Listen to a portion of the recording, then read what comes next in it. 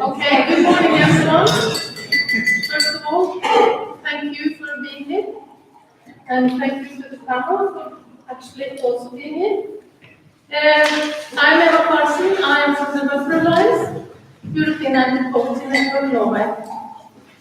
And I'm just opening this session and giving the word to Rune afterwards. But first, I will also say that important to us is to find a solution for us to reach our goal. A welfare society that leaves no one behind. Thank you, and Rune. Thank you so much, Eva. So my name is Rune. I'm working at the Metropolitan University. Very welcome to all of you to this session called From Safety Net to Income Floor. This panel will discuss to what extent is a universal unconditional welfare for all is a realistic objective for or in the Nordic welfare states, given the external pressures on the Nordic model, given, for instance, the increasing globalization and also the aging. People have questioned whether the Nordic model is sustainable, and in this context, we will discuss the possible future for realistic, unconditional minimum income protection for all. We will have start by brief presentations by each of the panelists, followed by a Q&A session. And let me introduce to you the panelists. We have in red Martin Bjørnvold, research professor at the Norwegian Center for Violence and Traumatic Stress Studies. We have the closest here to our right, Professor Ivar Løvemel, Professor in Social Policy at Oslo Metropolitan University, Kalle Nore, Professor of Economics at the University of Oslo, and to my very far end, Kjudal, affiliated research professor from the Rocket Center in Bergen, and finally, but not least, Kristin Rytter, who's a social worker here representing the International Conference for Social Welfare, and also which is also a member of the Welfare Alliance. And with that, I suggest we just start from, if it's okay about you, that we start from that then. Yeah? And then just have maximum 10 minutes each, and I'll for that you have to be very strict on time, so please, the floor is yours. Well, hello everybody. Thank you for the invitation. This is a very big conference, I think. I'll talk about the Nordic welfare states and universalism. A core difference between various kind of welfare states are the difference distribution of welfare resources. And distinctive in the Nordic model is that the rights to these resources are universal, meaning that they include the whole population. So the social security system is comprehensive, and it is also very generous. It protection to all members of the Nordic societies when a crisis occurs, like unemployment, sickness, old age, not least disability, etc. As the Nordic welfare state has created a high levels of well-being, income equality, limited poverty, and social stability that frequently stand out as models for other social policy in other countries. The economists, especially after the financial crisis in 2008, and the economist has even called the Nordic model for a supermodel. So, welfare models consisting of selective policies do not get this attention. Such policies are based either on the principle of targeting, which include only the poor people of society, or the principle of reciprocity, which includes only those people who have contributed something to society.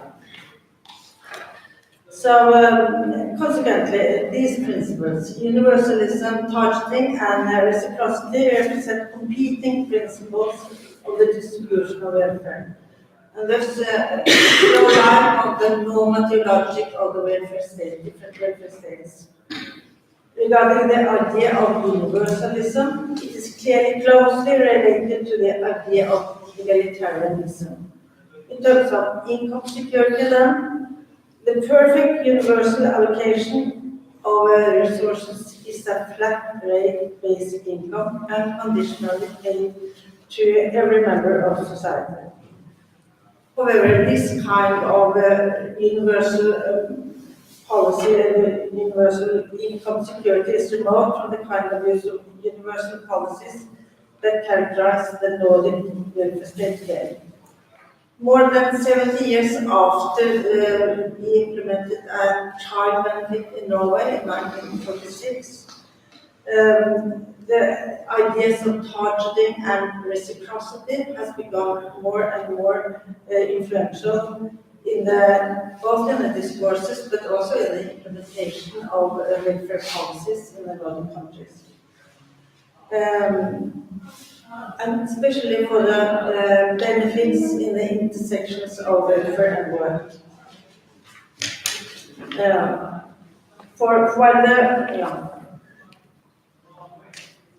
While the social policy discourses in the 60s and 70s were about what kind of individual needs the people, the members of society have, the discourses changed in the 80s and 90s to the kind of demands the individual raised towards the welfare state and their own responsibility for their welfare. In studies of welfare discourses, the OECD and the EU is very interesting objects. Both are organizations for economic cooperation and development. Both have increasingly directed attention to social policy issues from the 1980s on. Moreover, as neither of them have the means to put their recommendations on the national agendas, they have no possibilities for that. Their recommendations, they have to play what is called the idea game. So in 1981, the OECD published the report The Welfare State in Crisis, which was groundbreaking in setting a negative tone against the Western welfare states. The OECD described this as too extensive, too expensive, too generous, and too devastating for work ethics. After this publication, all the welfare states have been exposed to increasing pressure, especially economic pressure. So the message was, and it still is, that the welfare state should restrict their protection policies, especially in the intersection between welfare and work.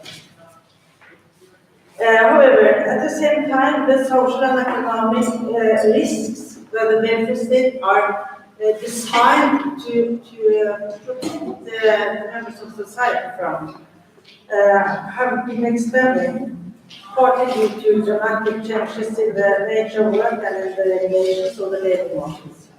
All welfare states have met these new challenges with various kinds of welfare policies, with the obligations linked to them, increasing obligations.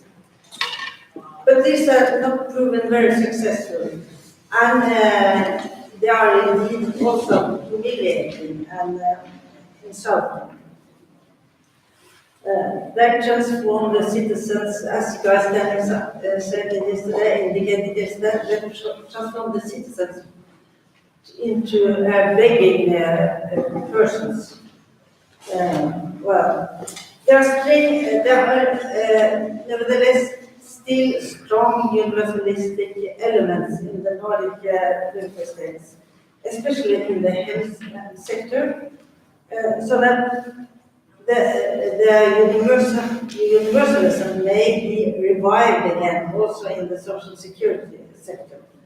So, and form a new or restore the normative basis of the Nordic welfare state by introducing a new social security system like a universal basic income that treat the citizens with equal concern and respect. That's the core values in the Nordic model. Dignity was an important argument when the universal pension system were implemented in 1957. Dignity was and again, we will have dignity restored in the Nordic welfare model if we implement we work with basically. Thank you.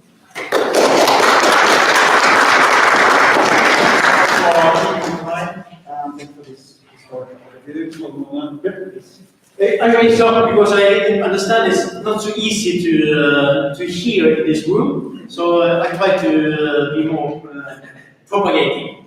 So I have some specific points I hope they can hear.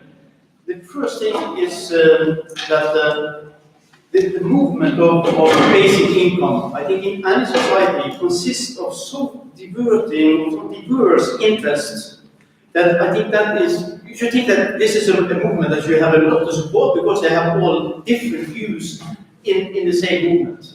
And I think that's wrong. You will always pick somebody who, if you're a skeptic, you pick somebody with a little bit of a wrong argument for basic income, and therefore you decline the idea, reject the idea yourself. So I think that there are people within the movement, they consider basic income as a substitute for the welfare state, for the Nordic welfare state, or any welfare state. I think it is a complement. I think it is a complement in the sense that you can strengthen it. So that's my first point. My second point is that many think about the defense of the present Nordic system of welfare spending. That is from the social democratic view. But historically, that's not the right thing. Historically, then the social democrats, they had a targeted program. You take from the rich and give to the poor. And it should be targeted to the poor. That was the socialist idea for the welfare state. And they changed their policy when they came into power, because they nowhere in the world have had very great support for redistributive schemes like that. So we have compared, the people I work with, I can come back to that if you're interested, I've compared sort of welfare state arrangement over time and across countries, and there are some specific features that are very clear. First of all, it is not targeted welfare systems that benefits the poor the most. because they lack political support. That's basically. Secondly, it is the most gross member states that have the most political support and help the most the poor, the worst off segment in society. That is a very clear pattern across the countries and over time. And the basic income idea belongs to this broad-based welfare spending type of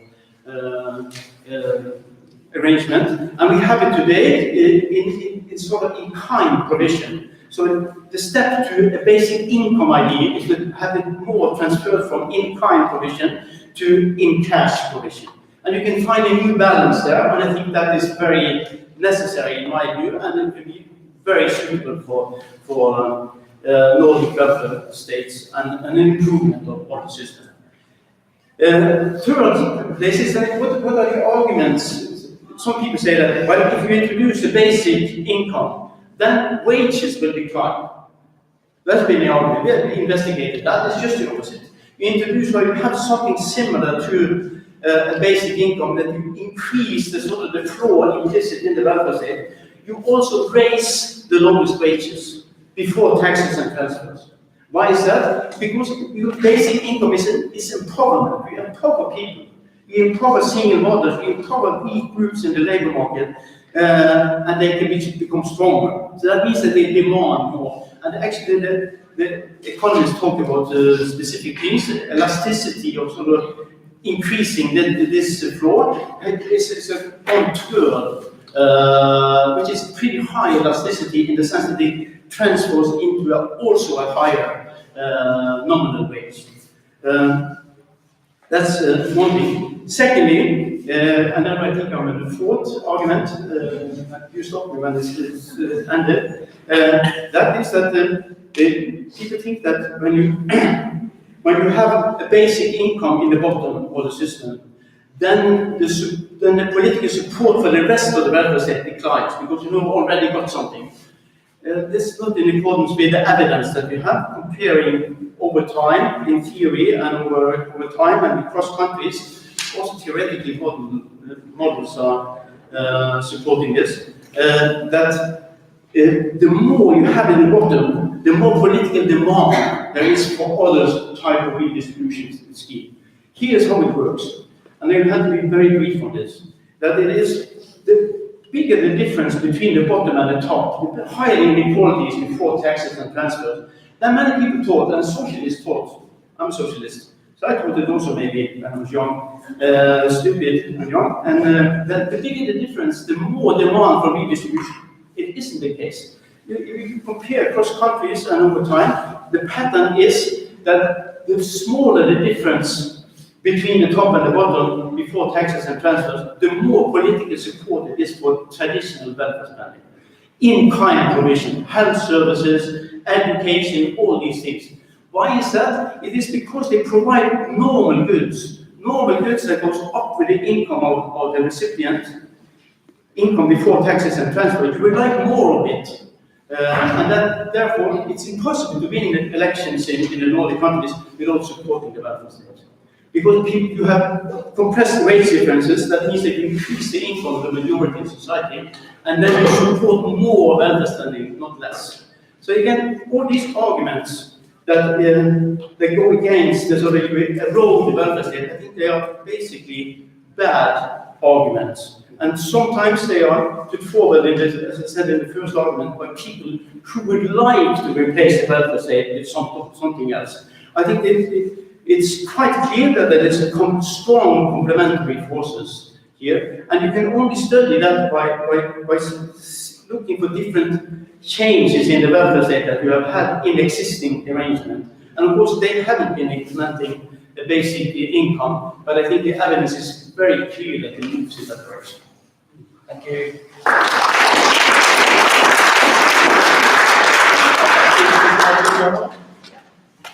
should stand. It's good. Yeah. Liberate thoughts. Well, I plan to, I stand on your shoulders, and I completely agree. I will add a gender argument, because I think we should approach the UBI from different angles, and there are different arguments that need to be made, and we have been talking about the need to redefine work. There is actually a lot of work in feminist economics that has been grappling with this issue about what is work, what is being valued in the economy, and what counts. And I think this is a very important and valuable argument that we need to make and think about in order to gain support for the idea of UBI. And here I think the centrality of care for any economy as the core of what we are doing is very important, as it has been argued by feminist economists, feminist philosophers. There is a huge literature on theorizing care. Everything needs care. But care, without care, there are no human beings, no societies, no machines.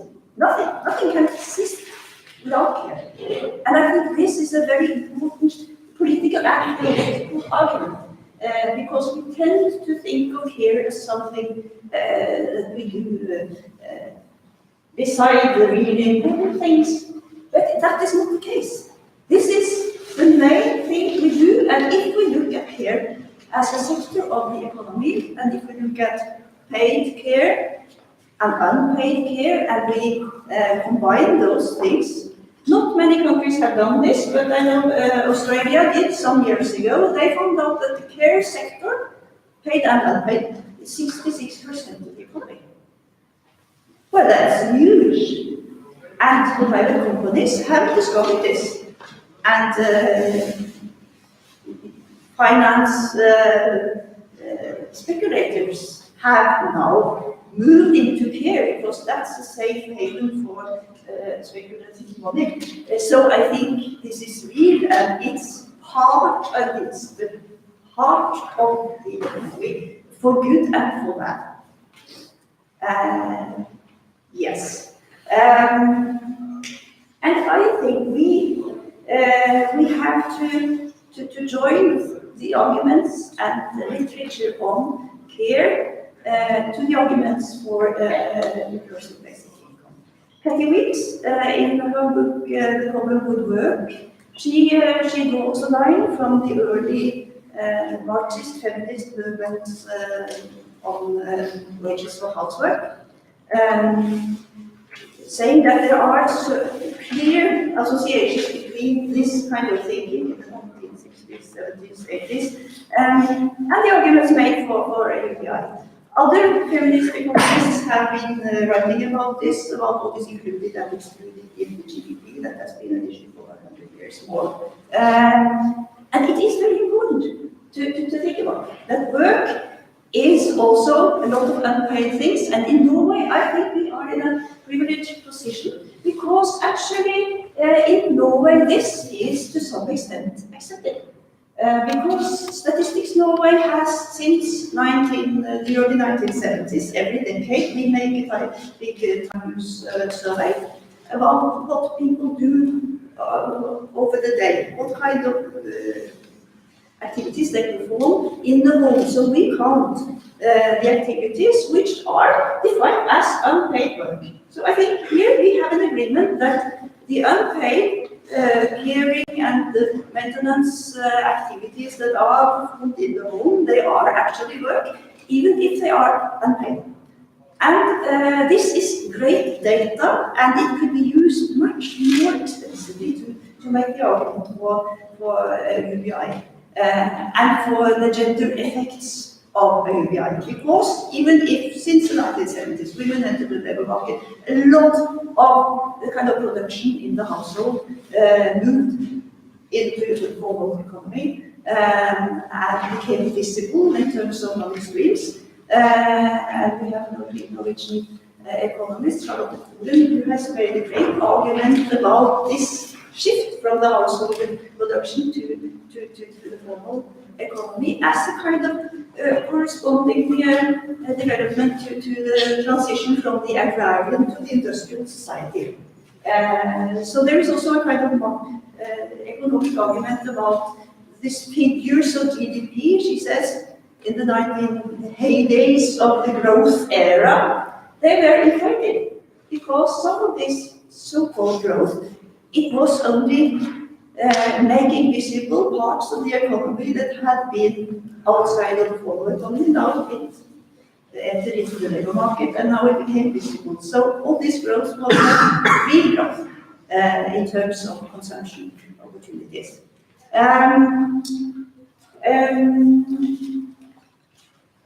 So I think we need to recognize the importance and the value of unpaid work as a necessary prerequisite for making the argument for the universal basic income. And the gender argument of this is that women and men still live relatively equal lives even in Norway, even if women in Norway to a very large extent are part of the paid labor market, and women increasingly also work full time. We have a gender pay gap.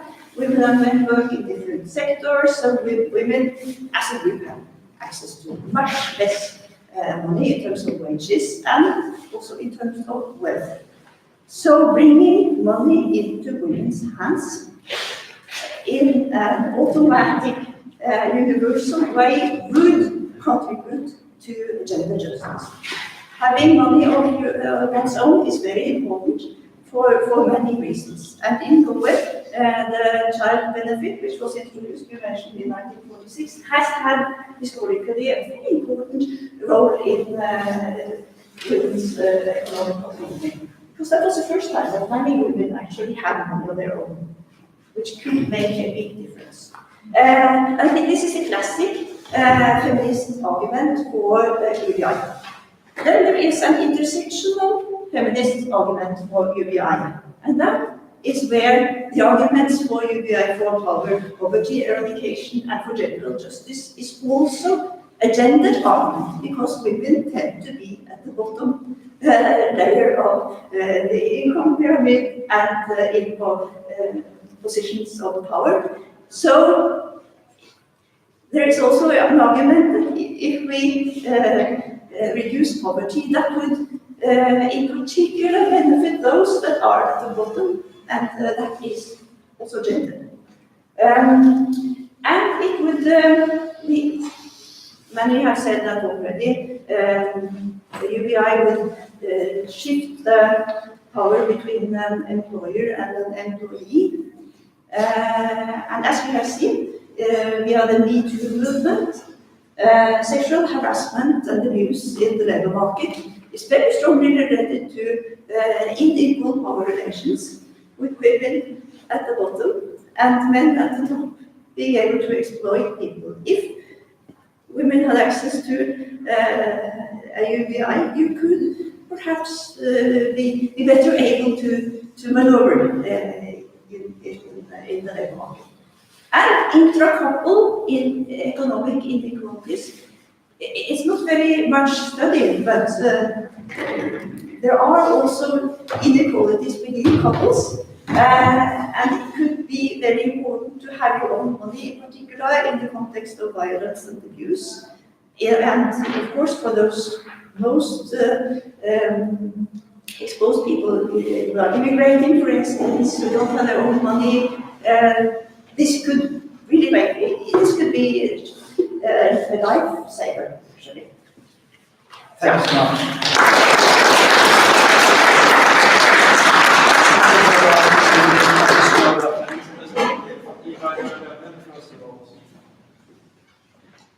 Thank you. I came across basic income as a young researcher in the early 90s. I was interested but quite skeptical, because I was studying European welfare states, and they were so strong and so embedded in society that an alternative, I saw then basic income as an alternative, was not viable at the time. I think that has changed a lot since then, mainly in countries like Germany and the UK, but increasingly also in the Nordic countries, even Norway. When at that time the poor were seen as outsiders, not to be emphasized by policymakers. They served a useful function by stabilizing the universal system because the undeserving we kept outside. That's the paradox of the universal welfare. They were, as Øyvind put it in the last session, they were invisible. But they are becoming more visible now. We have had this emphasis on the poor since 2000. We have had this emphasis on immigrants, and in both cases they're becoming more visible, but it's not helping that because they are both. Those two groups are seen as kind of targets for othering. They are not us, and that creates a more repressive welfare system. So going to these shifts, what we see is that to break down the institutions that impact on basic income, we have the labor market. Very important. We've heard a lot about that in the conference. We have the welfare state. We've heard about that as well. I will try to break it further down and look at a term that's not used very much in the Nordic countries, insiders and outsiders. I think we need to find a Norwegian word for that. Insiders are people with a history in ordinary work. Which is the vast majority in Norway. Outsiders are people with no or a loose connection to the labor market, the invisible people that I talked about. I have studied outsiders mainly, and I've had the privilege to follow this activation trend within the services for the minimum income for social assistance in 8 European countries and in the US since this policy came into being in the mid-1990s. It's resulted in 2 big projects and two books. So I followed that through 3 waves of reform. And just briefly on that, this came as an import largely from the US, but in Europe, we didn't want to use that ugly American word, workfare. We still instead invented the European word activation, which is still conditional, but supposed to be nicer and broader. And that was the case when I did my first study around 2000. What was happening in Denmark, in the Netherlands, in the UK? Look, maybe people are getting more opportunities, right to opportunities, in addition to the right to an income. So at that time, it was very mixed picture. But then this changed. The EU changed after 2003 to 2004, and by 2008, activation in Europe had predominantly turned towards a repressive system, very much like the American system, designed more to get people off welfare than, as the official viewpoint was, to get them into work. And that, after the financial crisis, this pressure was not lifted. Instead, they just cut the activation programs. Netherlands cut them by 70%, all these programs in 2012. And instead, they moved more to administrative curtailment of the rights of the individual, of closing the doors to NAV in Norway, to make it, everything had to happen on the computer. You couldn't meet a caseworker. If you turned up 5 minutes late, you lost your benefit for the next month. There is the extreme case is the UK, and you should see the film I, Daniel Blake, that can serve as a documentary of how far this has gone in the UK now.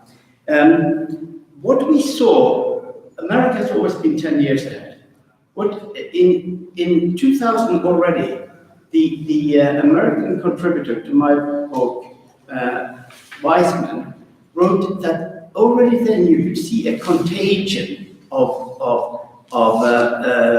workfare principles from the outsiders and into the groups of insiders. We see that very clearly also in Europe. In the UK, there's no distinction between insiders and outsiders in welfare, hardly at all. And also you see that in Norway now. You should be aware of what's happening in Norway with this turn towards conditionality and in administrative curtailment and time limits. That was Clinton's way to get rid of welfare. Time limits is now introduced in our intermediate arrangement between sickness and permanent disability. We call it arbeidsavklaringspenger, the kind of transitional allowance for people who are not determined to be sick or able to work.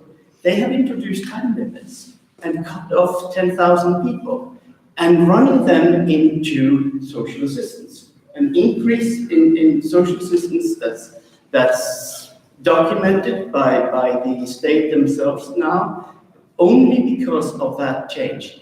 Then you start, if you cut on the undeserving and be tough with that, studies have shown that in the next election, your support in the election will go up. We know, in Norway, we call it to pull the immigrant card. Dra innvandrerkortet. That is, everybody, or 90%, will agree that you have to be tough on the others. Now it's us. Now it's, the newspapers are full of people who have worked for 30 years and then they're cut off from the system after they were sick for 3 years and they have to sell their house. That is not acceptable to society. Then you create a totally new momentum. And by focusing on this, I'm using that as an argument why it's not invisible anymore. It's becoming a question about us. I could get sick and not get hold of a case handler when I was sick and needed a program, and then suddenly I get a letter that next week your benefit is over and you have to go to social assistance, which for most people is shameful.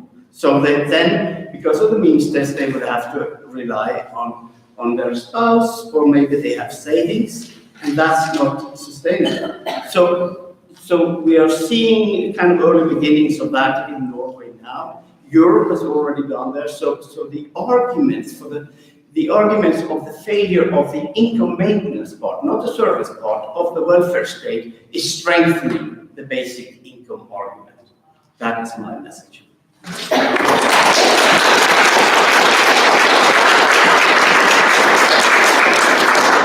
also have a discussion about austerity, not only in other European countries, but also perhaps recently in Norway.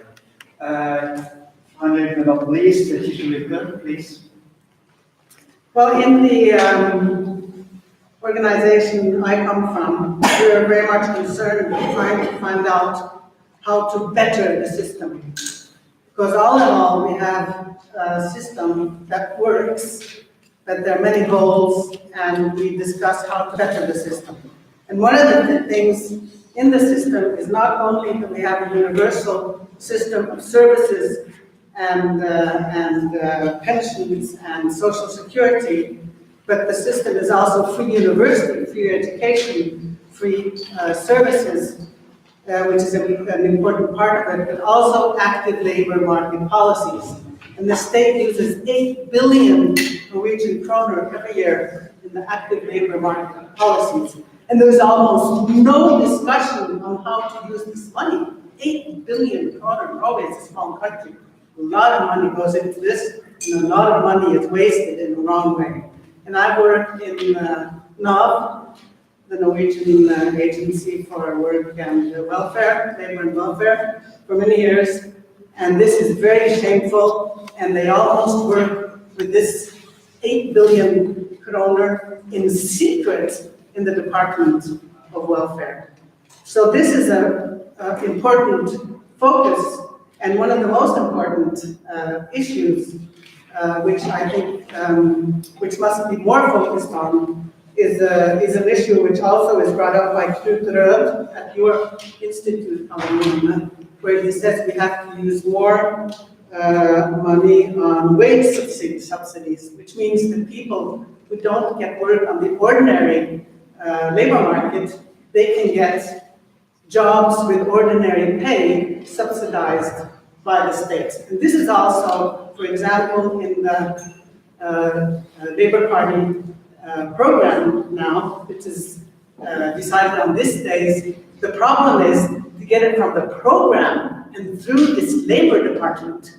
They sit on it, they have three theories on why this doesn't work, and then they give the blame on the labor unions, which they also scrape with their feet. But actually it's in the program of the Labour Party. So this is one example on how things could be changed if there was more focus on important issues with a lot of money floating around in the system. And then Norway has, in a way, an important tradition for universal system. And the most important example of that is the universal pension system. And one of the reasons why that is important, there are two reasons why that is important. The first reason is that many of the other systems follow the pension system. The social security system, trygdesystemet, follows pensjonssystemet, the pension system. And then the social assistance system follows also, in a way, the pension system, where it should follow the pension system. If you look at social assistance, you see that it hasn't followed the pension system. We have a very strong organization called the Pensions Organization, Pensjonsforbundet. They're very strong, they're very powerful. And organizations like mine and Velferdsalliansen, they should cooperate much more with Pensjonsforbundet because they're very powerful, and they're very powerful in their cooperation, in their roots in the labor movement, in the labor trade in Norway. So another reason why this pension system is very important is that when it was created in the 60s, it was not only a system where the people that worked earned pension, there was also the basic, what is it in English? I wrote it down, minimum pension level, so that people that hadn't been to work, also they had a minimum pension level. So that if you had been a housewife or if you hadn't had work for some reason, you got a minimum level. And in the beginning, they called it særtillegget, and then now it's double the basic pension level. Now this is very important, and this is what the pension organization works for, and they're always there as a pressure group. And the point is that you also got something if you hadn't worked, if you hadn't earned. So this was a kind of a basic income for all pensioners, and also for the ones that were disabled pension. They also had a basic income in this system. That's why the Norwegian pension system is so important. We that work for welfare, we must focus much more on the pension system, because this is our actually basic income. Now, the third example of how this doesn't work, 5 minutes, is the parental leave. This really shows how things disintegrate, because parental leave in Norway, of course, is fantastic for the middle class. For the whole middle class. Everybody who works, who has had work for half a year, it's fantastic. You get a whole year of leave. I mean, for my 3 kids, I got 3 months, 4 months. Now you get a year. I mean, it's fantastic. Plus vacation. So it is a whole year, actually. So what happens if you couldn't get work even for half a month? Well, you didn't know that for half a year. You didn't even know the rules. So what happens to you? Then you just get a smaller amount of money. You don't even get the basic income of the basic pension of 2 times the basic pension income. So what happened? Now, our organization have tried to work for this over the past few years. There really are a lot of people that won't listen to that, all over the political spectrum. I know SFE, for example, they have it in their program. The Social Democrats don't even have it in their program. But does it help that SFE has it in the program if they only talk about the monarchy? They never talk about it. So what happens, and this is my last point, what happens when they get the government in 2 years and they start negotiating about how to use the money in 2 years? Well, then we're going to spread out more monarchy to the middle class. And this group is not going to get their parental leave like the pension system says they should have. So we're losing off on the basic income. So these are my starting 4 points that we are working on in our organization. And it has to do, of course, with basic income, but based on the Norwegian model of basic pension system that we have in our country.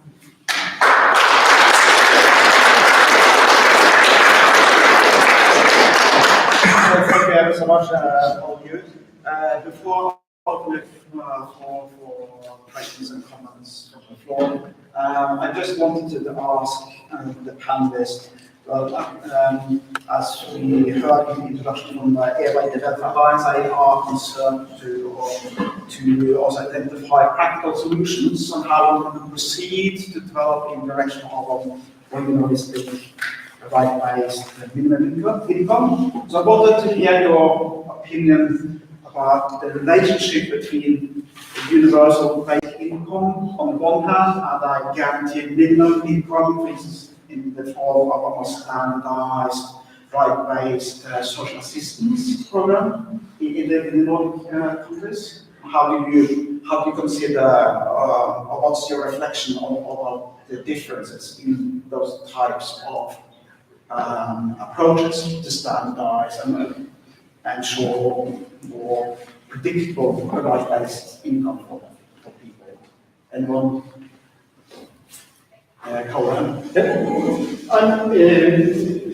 Personal opinions are not so interesting because I have so many crazy opinions, so they wouldn't be worth much. But just in this case, I would say that I think we should move more of the guaranteed income that is for everybody. Just as emphasized in the last presentation, and that means that more of the guarantees in society should be for everybody. I think there's really something wrong with many things in connection to the discussion of the welfare state. For example, the concept of cost is related always to the sort of to market things. What is really redistribution? You take from somebody and redistribute it more equally on people. That's called a cost. But it's not a cost to society. It's not a cost. It is just a cost for those who use money, but it's not for society. It's not a cost. And these things are the concepts here are sort of been diluted by political tensions in society. That everything is defined in a relationship between the capitalist and the worker. That's the definition of everything is in that. The rights of people, whether you are active or not, that is in that relationship connected to the welfare state. And so therefore I think moved more to the guaranteed for everybody, and that is a basic income element. But of course this can be done in different ways, and I wouldn't have a very strong opinion about that. We shouldn't quarrel about the different details. There are too many competing proposals in the sense that you have sort of tyranny of small differences, that people are sort of quarreling about the differences, but the movement to more guaranteed basic floor, I think that seems to be an agreement among many people that you should listen to. Eva, your question was, is a more rights-based social systems an alternative? Arguments for and against that. The main arguments are against.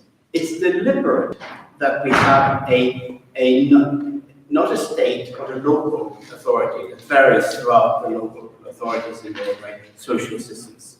It was deliberate from the time Gudmund Harlem the father of you know who, most of you, was the minister in late 1950s. He was deliberate. He wanted a rehabilitation program for the insiders, and he says those have to have rights. I interviewed him in 1987. They have to have rights in place before we start their rehabilitation. And then he wanted that in place first, 1961, and then he wanted a separate system for the outsiders with no rights, and the rehabilitation would be social workers. Then we got social workers growing in Norway as a result of that. They should not have rights, and it should be up to the local authorities. Since then, many parliaments have discussed the question of why don't we have a national standard for social assistance? One of the few countries in Europe that doesn't have that. And the main opponents have come from the left, the Labour Party, because they wanted this separate system so that they could strengthen the main thing, the state social security. And today, they have a new group of that's now dominating social assistance in numbers, above 50% immigrants.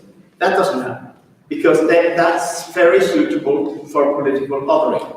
What could help is if, as I mentioned initially, ordinary people who have come to their end of their 3 years on the transitional disability allowance will fall into social assistance. That would strengthen the argument. It's kind of, votes count, but who you are determines, just to change the Norwegian political saying.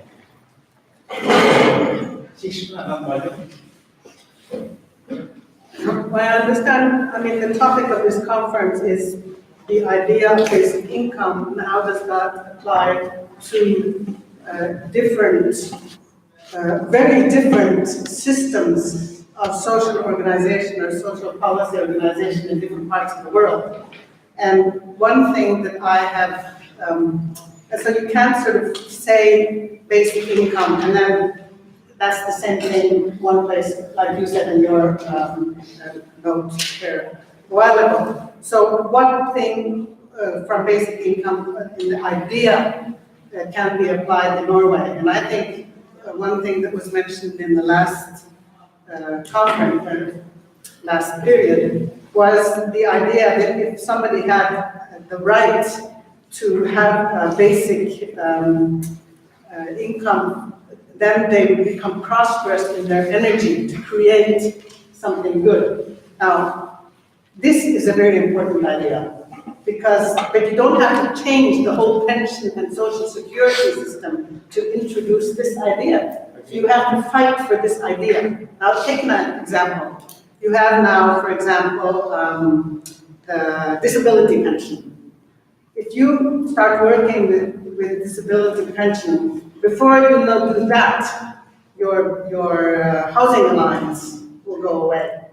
So you have to change the rules so that you can work without everything going away, so that you won't lose money for working and earning. So you have to be consequent in this way and trust people. It's wonderful you work, so you earn more. Well, that's great. You keep your housing allowance if you start working. That's one example. And I think in the single-parent part of the social security system, this has partly worked for many years. That you could work quite a lot, you could go to school, and you still kept your allowance. So this is, in a way, that could be a kind of a model of thinking. So I think this, for example, is an idea within the basic income which could be much more applied. And so I think that in the social assistance, you have now the whole family's income is seen together. I think you have to divide that. That's a feminist point of view, that the woman and the man, they have to be seen as two separate income takers. And that now the women's movement we have to start moving on this, for example. And that's a basic income for everybody, and not following the rule of marriage saying that you have to support each other, but you have at least each person has a basic income, and then you have a right to study and you have a right to this without getting the other partner losing money in that case. So that you have the freedom to move without moving against your own interests. And I think this can be applied within a very good universal system in many ways. So, while the panelists I will give the floor to you, but just remind the others that we'll have a Q&A session when the panelists are finished, or you can start thinking about your own comments and questions. Martin, and then Anna. But I would just add a couple of practical ideas or reflections following up on what you were saying, because I think actually in Norway we have today and in the past we have several entitlements that are universalistic in the way they are designed, and they could be expanded as part of a stepwise movement towards universal basic income. And the one is what you said, that children's needs to be cared for should be what was at the basis of the parental leave entitlement, rather than what parents have deserved in the labor market, because every child needs to be cared for, and you should care for it, but you should have a kind of basic subsistence in order to be able to provide that care. That is one thing, but I also think the universal child benefit, it has not been regulated for 20 years, or until this year, a very, very small expansion. If I have at least seen calculations that if the child benefit was upgraded until the previous level that it was before it was frozen 20 years ago,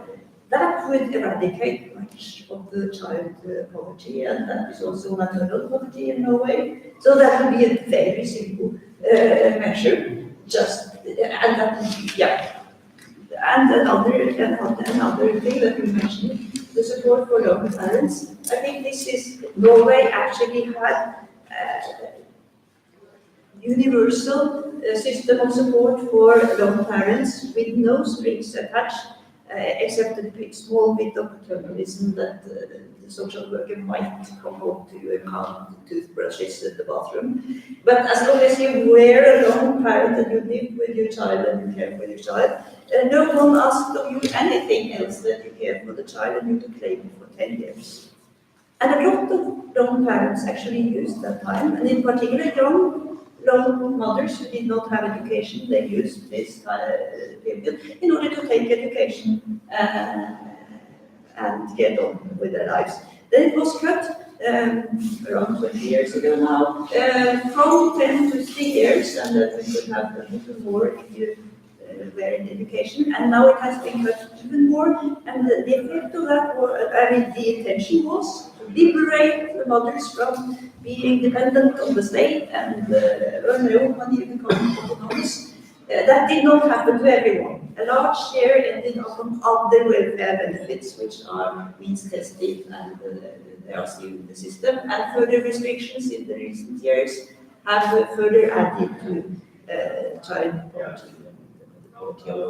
So you could introduce and revitalize this system and say caring for children is work.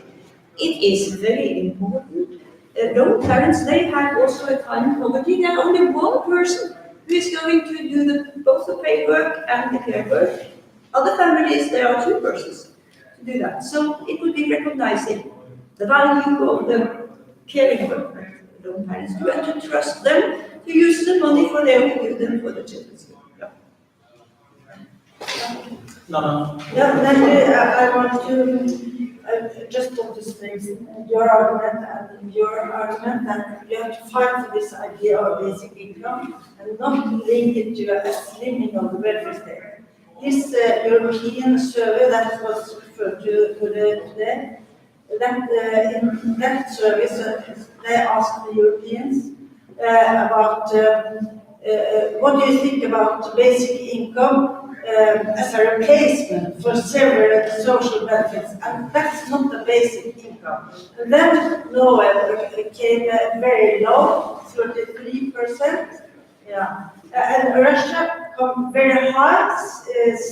73%.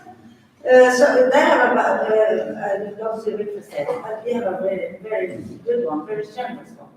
In a Norwegian survey some years ago, they found that 67%, I think, of the Norwegians were in favor of a basic income. But that was, the question was asked in another context, in a social policy context, contrary to the European question. So that's very important. It's nothing to do with living the very state. Okay, thank you so much. So then we'll take questions and comments from the floor. Yeah, we can also tell us spørsmål og kommentere på norsk. So, yes, please. As a welfare recipient myself, I'm intimately familiar with a lot of the numerous flaws of the current system. However, I'm equally familiar with how few fucks are given to the plight of the poor, the disabled, the sick population, like the general population. Of course, this ties into what you said about the othering, which again is facilitated by the capitalist ideology and work ethic and all these things. And so I'm increasingly of the suspicion that in terms of like pragmatic strategy, if we want to implement UBI, is it still a good idea to frame it in terms of welfare and, well, from like right-wing point of view, giving money to uncertain people, or should we rather cede the rhetorical ground to the right wing and rather concentrate on the economic arguments around growth and BNP or whatever?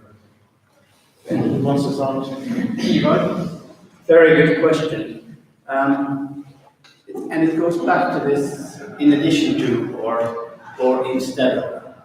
What you are saying and what I've seen from research, my last research was a global project on poverty and shame, and seeing how shame and loss of dignity is disabling to people, be it in Uganda or in Norway or in America, countries we study. Maybe if there is a bottom system like there is in most countries, maybe, and that has this negative impact on people, and usually it goes under the name of minimum income social assistance. Maybe that is a real opportunity to get rid of the repressive parts of that, make that more part of a foundation. Because if you are to replace anything by a basic income, it has to be cheap. And this is cheap, and it's a small part of the budget. Compared to pensions, it's peanuts. And it has more or less a moral role in society. And if that could be achieved by preserving other forms like entitlements that you earn, care for children when there's only one care. If you can maintain that while at the same time getting rid of the remnant of the poor, which this really is, then that would be a good design. Anyone else?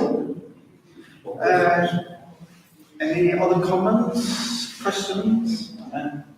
Well, I'd like to comment on that because I see that moral arguments and economic arguments go very well together.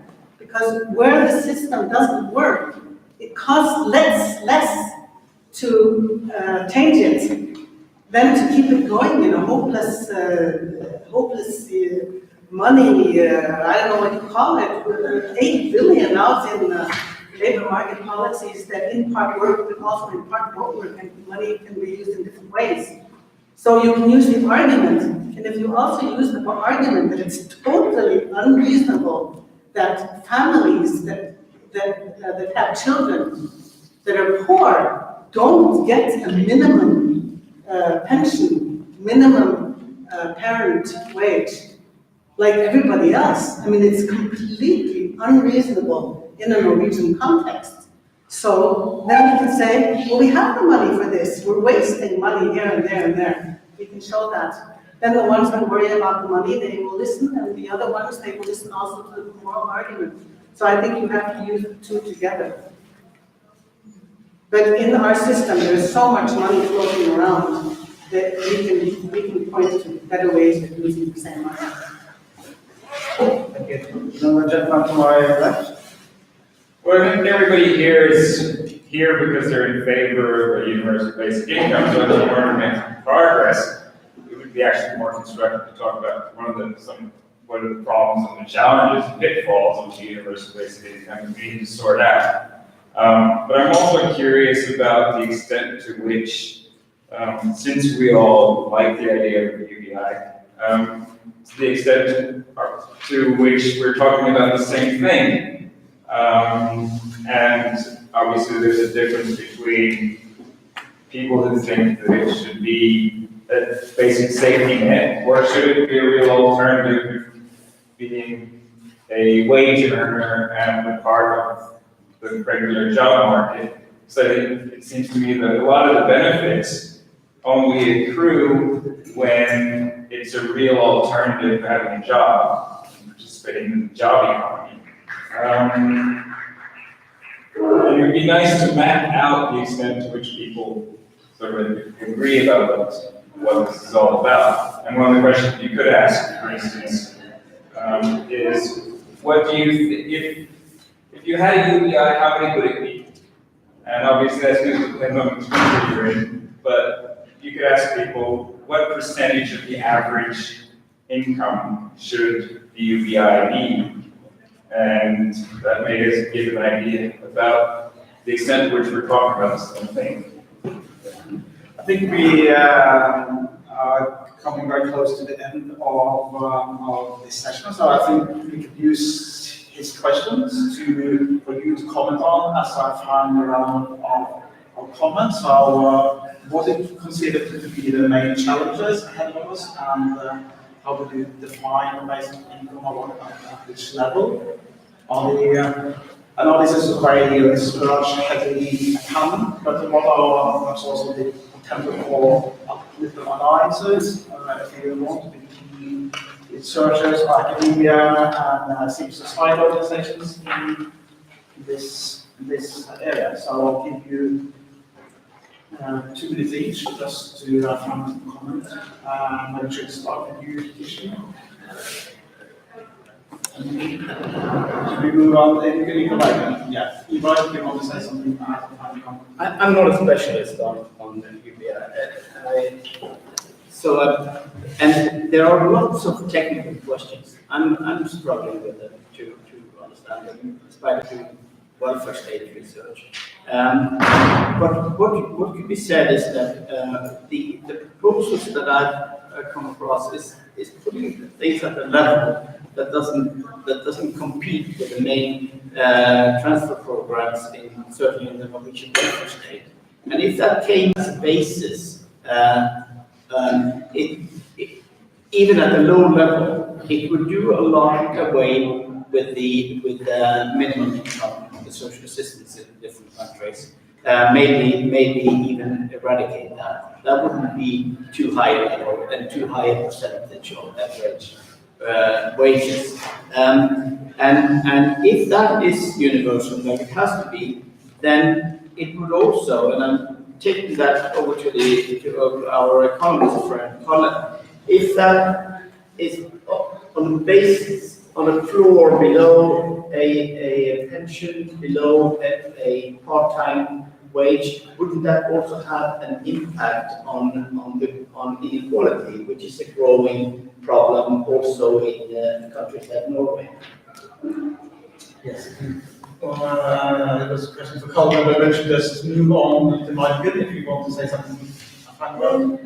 Yes, no, I am not an expert on UBI either, so I think I cannot answer all the technical issues.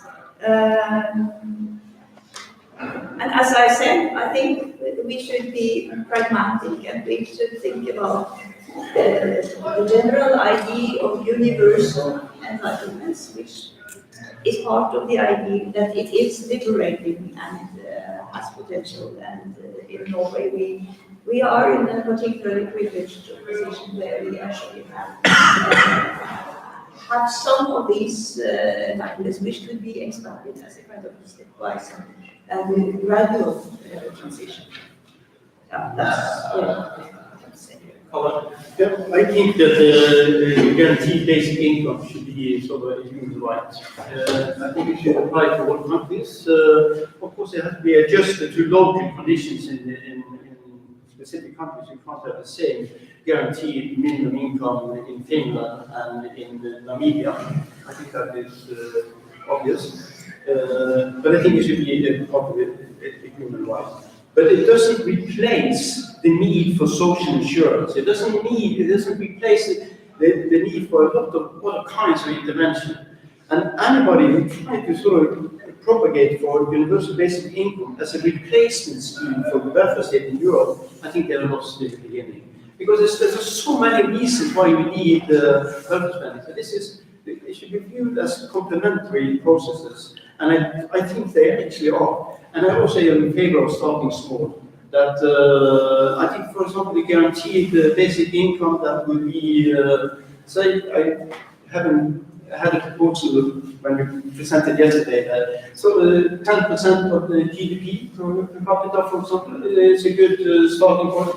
Then as the economy grows, then this floor goes together with the income. If you don't get this, like the child allowances, this is going to be child allowances for grown-ups, but it is indexed to the national income. And then, of course, then you can sort of come together and agree on higher percentages. We favor it. I had one power. I'd be in favor of much higher percentages, but I don't think it's a political support for that. But then start small, get experience, and but start with reforms, not start with pilots. I think that's it. This world is too full of pilots. Start small, and this is how the world progress. Start small and learn from it, not call it a pilot. Then this is a real process.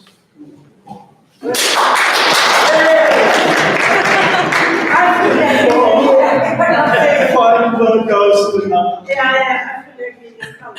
I think it should be a part of the human rights regulation. And I think it really is already. So that's my point. But not to activate it much in the discussion. But it's essentially the right to be well fed is part of the human rights declaration. And with that, I thank all the panelists for their contributions.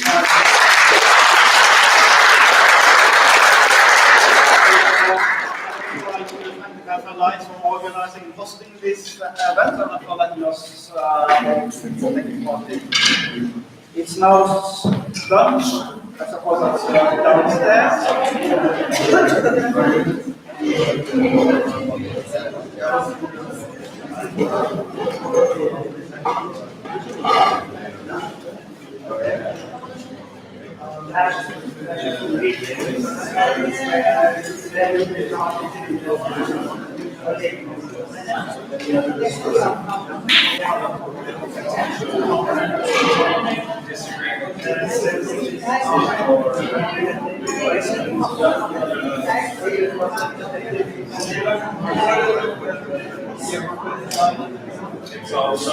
This kick up good.